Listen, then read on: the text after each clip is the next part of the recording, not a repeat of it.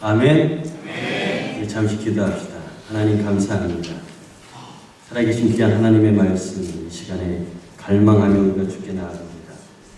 우리 아버지 하나님께서 이 시간 우리의 심령들을 좋은 밭과 같이 만들어 주셔서 하나님의 살아계신 말씀이 우리 심령 가운데 떨어질 때에 30배, 60배, 100배의 귀한 결실이 있게 하시고 이 말씀의 앞에 아멘으로 화답하며 결단하며 주의 인도하심 따라 살아갈 수 있는 믿음의 사람들로 세워 주시옵소서.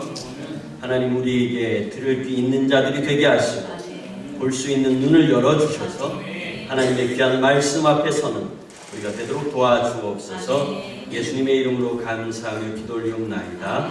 아멘. 아멘.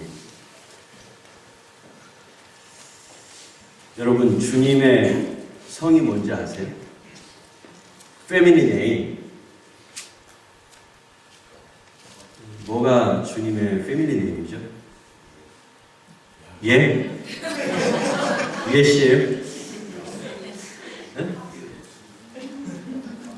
우리가 주님을 부를 때 어떻게 불러요? 오 주님 이렇게 얘기하잖아요. 그래서 우리 주님의 Feminine name은 오십니다. 맞아요? 근데 여기서 오라고 하는 발음을 잘해야 돼요. 잘못하면 욕이 되기 때문에 그렇습니다. 오 마이 갓, 오 마이 지저스 크라이스트 뭐 이러면서 얘기를 하잖아요. 그래서 오라고 하는 발음을 이거 에코 좀 줄여주실래요? 오라고 하는 발음을 잘 해야 우리가 주님을 부를 수 있는 그리고 주님을 가까이 갈 수 있는 그런 발음이 된다는 것이죠. 오 주님, 우리가 주님을 부를 때 이런 주님을 간절한 마음으로 그리고 마음을 다해서 부르고 있느냐라고 하는 것입니다. 오 주님, 우리가 주님 앞에 나아가서 이렇게 주님을 부를 때 정말 그 주님이 내 심령 가운데, 내 마음 가운데 그 어떤 것과 비교할 수 없는 가장 소중하고 가장 친밀하고 가장 나에게 힘과 능력을 줄 수 있는 그런 분인가 라고 하는 것을 우리는 우리 스스로가 생각해 봐야 된다는 것입니다. 오늘 사도 바울은 우리에게 있어서 예수 그리스도의 그분을 대하는데 무엇이 중요한가? 이 땅을 살아가는 우리에게 있어서 그 예수 그리스도 그분이 왜 중요한가? 이 땅을 사는 성도들에게 있어서 왜 주님 한 분이 가장 소중한가라고 하는 것을 우리에게 말씀하고 우리의 삶의 태도에 도전하고 있습니다. 챌린지하고 있다. 사도 바울이 이 빌립보 교회에 보낸 편지는 바울이 감옥에 있을 때 에바브로 디도로부터 안 좋은 소식을 들었어요. 그게 바로 뭐냐면 이 빌립보 교회가 신앙에서 흔들리고 있다는 소식이었어요. 근데 왜 신앙에서 흔들리고 있었느냐 하면 이 빌립보 교회 안에 율법주의와 반도덕주의 자들이 들어오기 시작을 했어요. 여러분 하나님의 말씀이 히브리 말로 뭐라고 그러죠? 네? 토라. 네, 맞습니다. 율법을 히브리 말로 뭐라고 그러죠? 토라라고 그러죠. 근데 이 율법주의가 들어왔다는 것은 우리에게 한 가지 딜레마를 갖게끔 만드는 혼란스러운 것을 혼란스럽게 만드는 그런 부분이 있습니다. 왜냐하면 이 율법주의자들은 구원을 받기 위해서 율법을 지켜야 된다라고 얘기했기 때문에 그렇습니다. 여러분에게 질문을 던질게요. 우리가 하나님의 말씀을 지켜야 구원을 받습니까? 안 받습니까? 네? 여기부터 막 이렇게 헷갈리기 시작하죠. 그죠? 하나님의 말씀을 지켜야 우리가 구원을 받아요. 그렇죠? 근데 하나님의 말씀을 지키기 위해서 우리는 먼저 선행되어져야 될 것이 있습니다. 그게 뭐죠? 예수를 믿는 믿음입니다. 이 믿음이 없이는 하나님의 말씀을 지킬 수가 없습니다. 예수를 믿는 그 믿음이 없이는 하나님의 말씀대로 우리는 살아갈 수가 없어요. 우리가 하나님 예수 그리스도를 믿는 그 십자가의 경험이 없이는 우리가 하나님의 말씀을 지킬 수가 없습니다. 먼저 선행되어지는 게 뭐죠? 그러니까 예수를 믿는 그 믿음이란. 근데 이 율법주의자들은 구원을 받은 증거로 율법을 지켜야 된다라고. 구원을 받기 위해서는 율법을 지켜야 된다라고 얘기합니다. 믿음이 우선이 아니래요. 예수를 믿는 것이 우선이 아니라 바로 율법을 지켜야 된다라고 가르치기 시작했습니다. 더 나아가서 도덕 폐기론자들이 들어왔는데 우리는 한 번 구원받았으니까 어떠한 죄를 지어도 된다라고 가르치기 시작했어요. 그래서 그들은 매우 혼란스러운 상황에 빠져 있었던 것입니다. 이런 상황에 놓여있는 빌립보 교회 소식을 들은 사도 바울은 너무나 가슴이 아팠어요. 왜냐하면 이 빌립보 교회는 사도 바울이 2차 선교 여행을 떠났을 때 세웠던 교회였습니다. 사도행전 16장 사건을 여러분 기억하십니까? 바울이 빌립보 지역으로 갔다가 귀신 들린 여자가 바울 일행을 쫓아다니면서 소리 지르는 것을 기억하십니까? 하나님이 보낸 사람들이라고 떠들었어요. 그러자 사도 바울이 귀신을 쫓아내줍니다. 그로 인해서 그 여자로부터 돈을 벌었던 주인이 고소를 해서 감옥에 갇히게 되죠. 그게 무슨 감옥? 빌립보 감옥입니다.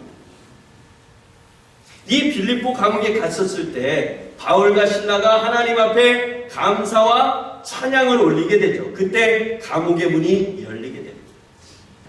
그래서 그곳을 지키고 있던 간수장이 너무나 놀라서 죽으려고 하는 순간 사도 바울이 그걸 말리고 내가 여기 있다. 아무도 감옥을 탈출한 사람이 없다라고 이야기를 하면서 그 사건을 마무리했습니다. 그로 인해서 이 간수장과 그 식구들이 루디아라고 하는 집에서 예배를 드리기 시작하죠. 이게 바로 빌립보 교회의 초대 새롭게 세워진 교회의 모습이었습니다. 그러니까 사도 바울이 이 빌립보 교회를 세웠단 말이죠. 그래서 너무나 마음이 이 빌립보 교회에 가 있었습니다. 그런데 들려오는 소식은 이렇게 혼란스러운 상황에 빠져있는 소식을 듣게 됐던 것입니다. 그로 인해서 바울이 편지를 쓰기 시작해요. 어디에서? 로마 감옥에서. 그런데 이 빌립보 교회 빌립보서는 별명을 가지고 있습니다. 그 별명이 뭐죠? 기쁨의 서신. 감옥에서 쓴 편지인데도 불구하고 이 빌립보서에 등장하고 있는 많은 단어들이 기쁨으로 가득 차 있습니다. 바울이 이런 기쁨으로 가득 찰 수 있는 비결이 무엇인지 그리고 그 비밀이 무엇인지를 오늘 이 본문 말씀에서 우리에게 전해주고 있다는 것입니다. 본문에서는 이렇게 시작을 합니다. 그러나 무엇이든지 내게 유익한 것을 내가 그리스도를 위하여 다 해로 여길 뿐이더라. 또한 모든 것을 해로 여김은 내 주 그리스도 예수를 아는 지식이 가장 고상하기 때문이다. 라는 말. 바울이 그렇게 기쁨에 차 있고 감옥에서도 사도 바울을 닮으라고 말할 수 있었던 그 비밀은 바로 예수 그리스도를 아는 것이 그 가슴 속에 가득 차 있었기 때문에 이렇게 이야기를 했던 것입니다. 그런데 여러분, 우리가 여기서 안다라고 하는 말을 할 때 그저 대면 아는 그런 차원의 그리스도를 아는 것을 얘기하고 있지 않아요. 제가 박근혜 전 대통령을 참 잘 알아요. 제가 누님이라고도 부릅니다. 그분 팬이었어요. 그분이 언제 태어났고, 그분이 어느 대학을 나왔고, 그분이 무엇을 했는지를 너무나도 전 잘 압니다. 그래서 저는 어디를 가도 박근혜 전 대통령을 잘한다고 얘기를 해요. 그렇게 말을 해요, 자신있게. 근데 박근혜 대통령은 저를 몰라요. 중요한 게 그거예요. 저는 그분을 잘 아는데 그분은 나를 모른다는 거예요. 여기서 안다는 말은 그저 대면대면하게 아는 그런 관계가 아닙니다. 원래는 창세기 1장부터 3장에 나타났던 아담과 하와가 서로 만나서 하나가 되었다라고 하는 그 안다라고 하는 단어와 동일하게 사용이 되고 있습니다. 그러므로 이 안다라고 하는 말은 부부가 한 몸을 이룬 그런 관계를 이야기하고 자녀와 부모와의 관계처럼 한 핏줄로 이어진 관계를 이야기하는 겁니다. 사도 바울은 바로 예수 그리스도를 아는 그 알미, 부부가 한 몸을 이루듯이, 그리고 부모와 자식 간의 관계로 한 핏줄로 이루어지듯이 그런 관계로 그리스도와 나와의 관계가 있다는 것을 이야기하고 있는 것입니다. 주님 때문에 내 인생이 변화되고 주님을 만남으로, 주님을 알므로 내 삶이 변화되는 그러한 상황을 우리에게 이야기하고 있는 것이죠. 지식적으로 아는 주님을 이야기하고 있지 않다는 거죠. 근데 이 말에서 그치는 것이 아니라 더 나아가서는 주님을 아는 것이 가장 고상한 것이다 라고 얘기하고 그 나머지는 다 해로 여긴다라고 말해요. 주님을 아는 것이 최고라는 것입니다. 자기 인생에 있어서, 자기 삶에 있어서 주님을 아는 것이 그 무엇과 비교할 수 없는 최고의 것이라고 우리에게 얘기하고 있다는 거예요. 그 나머지 것들은 다 나에게 해로 여기는 것이다. 여기서 해로 여긴다는 것은 손해를 끼치는 것이라는 거예요. 내 삶에, 내 인생에 손해를 끼치는 것들이지 예수님을 아는 것이 나에게는 최고의 것이다 라고 말해요. 자, 여러분, 그렇다면 우리의 삶에 좋은 것들이 얼마나 많이 있어요. 여러분의 재산 목록에서 최고의 것이 무엇입니까? 내 아들? 내 딸? 그래도 뭐 괜찮습니다. 내 삶에서 최고의 목록을 딱 꺼냈는데 그것이 뭐예요?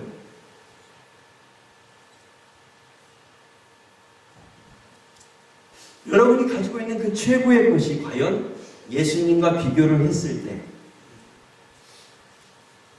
예수님보다 혹시 더 귀하게 여기지는 않습니까?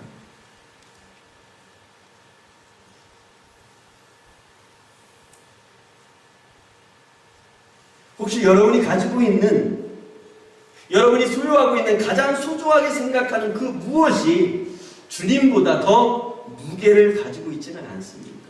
주님과 여러분이 가장 소중하게 여기는 것을 딱 저울에다 올려놨는데 주님이 밑으로 내려가야 되죠. 왜? 주님이 더 소중하니까. 그렇죠? 근데 주님이 위로 쏙 올라가고 이것이 밑으로 쑥 내려가서 그러면 어떻게 돼요? 주님보다 이것이 더 소중한 거죠. 여러분 자신을 속이지 마십시오. 한번 여러분 평가하고 하는 것입니다. 진중하게, 진솔하게 여러분이 가지고 있는 적, 여러분이 가지고 있는 돈, 여러분이 가지고 있는 사회적인 위치, 여러분이 가지고 있는 체면, 여러분이 가지고 있는 그 무엇, 그것이 혹시 주님보다 더 큰 무게를 가지고 있지는 않느냐는 겁니다. 근데 지금 사도 바울은 그것들을 다 뭘로 여긴다고요? 나에게 손해를 끼치는 것으로 여기고 있다라고 말합니다. 저와 여러분이 소중하게 여기는 그것들이 사도 바울의 삶에 있어서는 오히려 손해를 끼치는 것이다라고 말을 합니다. 뭐에 비교해서? 주님을 아는 것에 비교해서.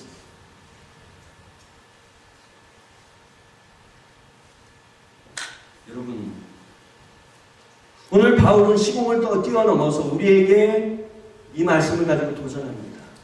너는 과연 주님을 아는 그것을 가장 소중하게 생각하고 있느냐라고 말이죠.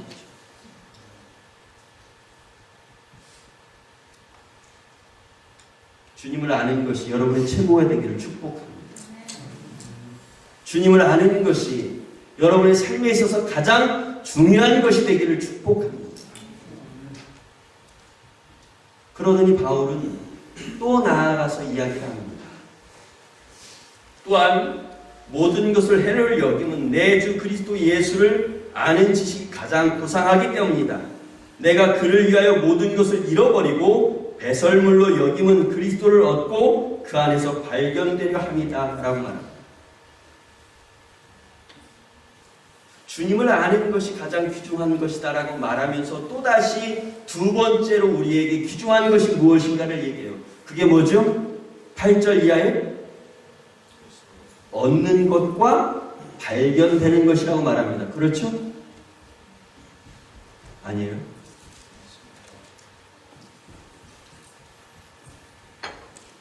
저는 피드백이 없으면 이분들이 뭔 생각하고 있나 궁금해요. 자, 뭐가 중요하다고 지금 얘기하고 있다고요? 얻는 것과 발견되어지는 것이라고 지금 사도 바울은 말합니다. 여기서 주님을 얻는 것 그리고 발견되는 것이라고 하는 것은 소유한다는 그런 개념이 아니라 주님 안에서 주님과 함께 교제하고 주님과 함께하는 것을 의미합니다. 다시 말한다면 내가 그리스도의 은혜 안에 나아가서 그리스도 은혜 안에 있는 내 자신을 다른 사람들이 바라볼 때 그리스도 안에 있는 사람이다 라고 하는 것이 보여지고 발견되어지는 것을 의미하고 있다는 것입니다. 다시 말한다면 사도 바울이 예수 그리스도 안에서 그분과 함께하고 교제를 통해서 그분과 날마다 동행하게 되는 그 삶이 다른 사람들에게 의해서 내가 그리스도의 사람이라고 하는 것을 발견하게 되어지는 것, 이것이 가장 중요하다라고 하는 것을 이야기하고 있다는 것입니다. 바울에게 있어서는 이것이 가장 중요한 것이므로 나에게 있어서 다른 것들은 배설물로 여긴다고 말합니다. 해로 여기는 것과 동일하게 배설물로 여기는 것은 대칭 구조로 이어지면서 똑같은 의미를 가지고 있어요. 그런데 그 의미가 더 무겁게 우리에게 이야기를 하죠. 두 번째 것이에요. 여기서 배설물은 뭐예요? 똥을 이야기해요. 쓰레기를 이야기해요. 그런데 그냥 한 무더기 있는 똥, 그냥 조금 떨어져 있는 쓰레기를 의미하게 하는 것이 아니라 똥으로 가득 차 있는 그런 것들을 말해요. 쓰레기로 가득 차 있는 것을 말해서 그 속에서 나는 썩어 냄새나는 악취의 것들로 비교해서 말하는 것이죠. 그러니까 우리에게 이 배설물로 여긴다는 의미는 그냥 가볍게 그저 똥 한 무더기 있는 이런 의미가 아니라 악취로 가득 차 있는 그런 것들을 얘기하는 겁니다.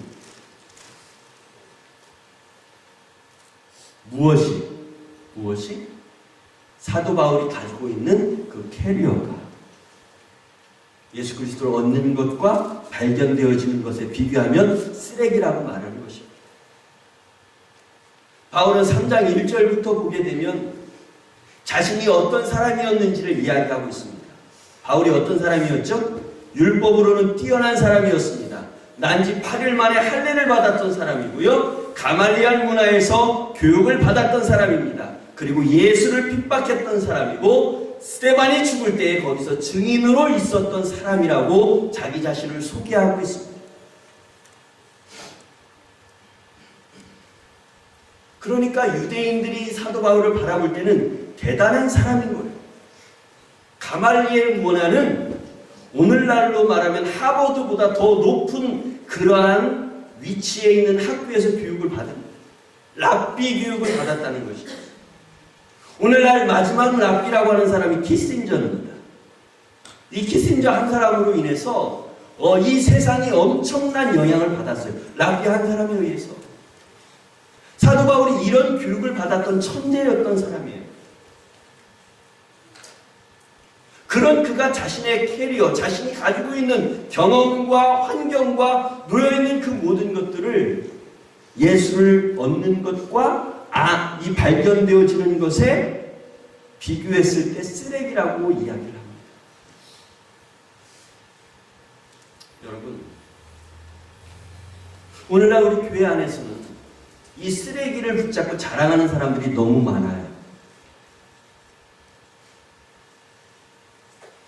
이 쓰레기를 가지고 교회 안에 들어와서 그것이 마치 하나님의 축복인 것처럼 얘기하는 사람들이 너무 많습니다. 물론 하나님의 축복일 수 있어요. 하나님의 은혜로 좋은 대학을 나와서 좋은 잡을 갖는 것 하나님의 축복일 수 있습니다. 하나님의 은혜로 돈을 많이 버는 것, 그래서 부자로 사는 것 하나님의 축복일 수 있어요.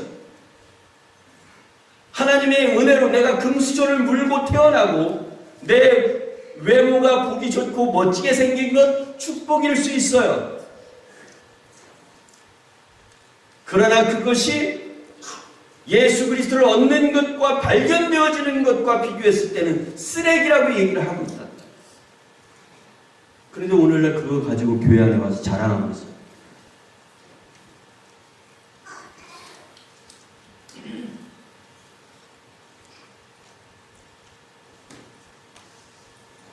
여러분, 주님이 없으면 그것이 축복이 될 수 없습니다. 아멘? 주님이 없으면 그 아무리 많은 좋은 것들이 우리 삶에 있다고 하더라도 그것들이 우리에게 축복이 될 수 없다.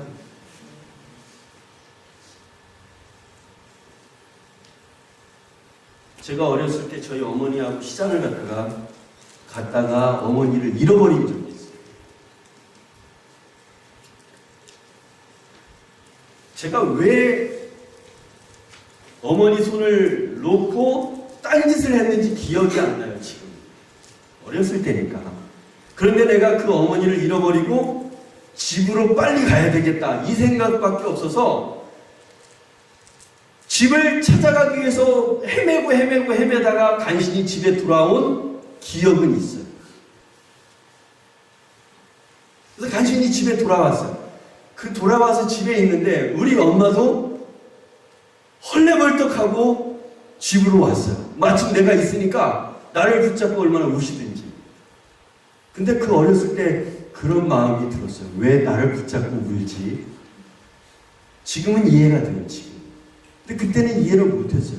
왜 나를 붙잡고 울지? 나는 엄마 잊어버려서 얼마나 내가 당황했는데, 속상했는데, 무서웠는데, 이 마음밖에 저는 없었죠. 여러분, 그때 그 순간에 저에게 세상에 아무리 좋은 것을 주어도 엄마만큼 좋은 게 없습니다. 그렇지 않아요?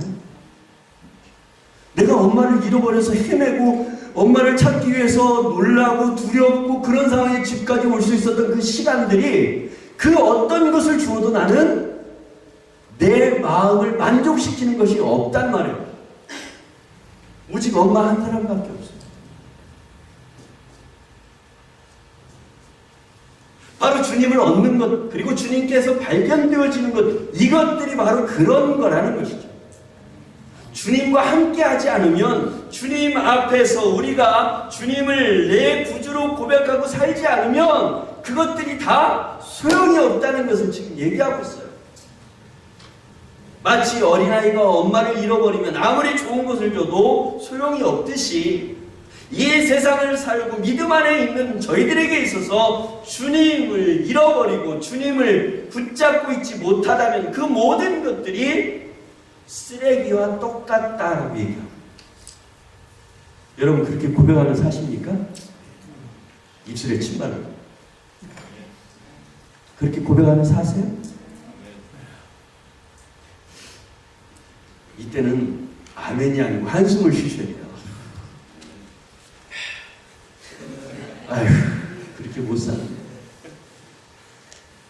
그렇게 산다고 말을 하고 그렇게 몸부림은 치는데. 왜 또 이런 거 가지고 오늘 목사님이 내 가슴을 또 내 양심을 콕콕 찔러도. 아휴, 이런 탄식이 있어야 된다.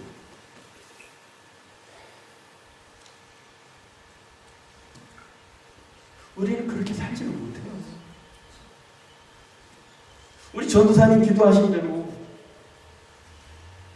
주님이 최고라고 이렇게 이야기를 하면서도 막상 삶의 현장에 딱 들어가 보면은 주님보다 소중하게 여기는 것들을 너무나 붙잡고 살고 있는 저와 여러분의 모습들이 안타깝죠, 그렇죠?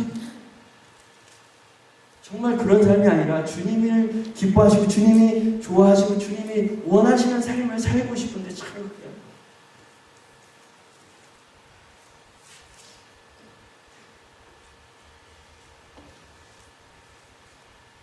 주님을 얻는 것과 발견되어지는 것, 주님과 교제하고 함께하고, 그래서 내가 그리스도 안에 있는 것이 발견되어지는 여러분의 삶이 되기를 축복합니다. 그렇게 살기를 노력하고 몸부림치고 성령을 의지하고 성령과 함께 그렇게 나아갈 수 있기를 축복합니다. 자, 그렇다면 주님을 아는 것 그리고 얻는 것과 발견되어지는 것이 왜 사도 바울에게 있어서 그 좋은 것들, 그 아름다운 것들, 그 위대한 것들을 다 쓰레기로 만들고 해로 여기게 만드느냐라고 하는 것이 무엇 때문에? 이게 중요한 거예요. 왜 사도 바울이 그것을 해로 여기고 쓰레기로 여기고 그것들이 나에게 있어서 피해를 주는 것으로 이야기하고 있는 것이냐? 예수님을 아는 것, 예수님을 얻는 것, 예수님 안에서 발견되어지는 것이 왜 그러느냐? 그게 바로 9절 말씀에 나와 있습니다. 보시죠. 그 안에 발견되라 하니 내가 가진 의의는 율법에서 난 것이 아니오 오직 그리스도를 믿는 믿음으로 말미암은 것이다 라고 말합니다.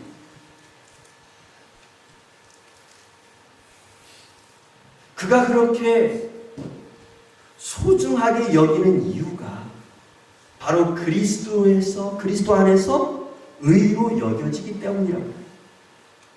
무엇을 통해서? Through faith, 믿음을 통해서.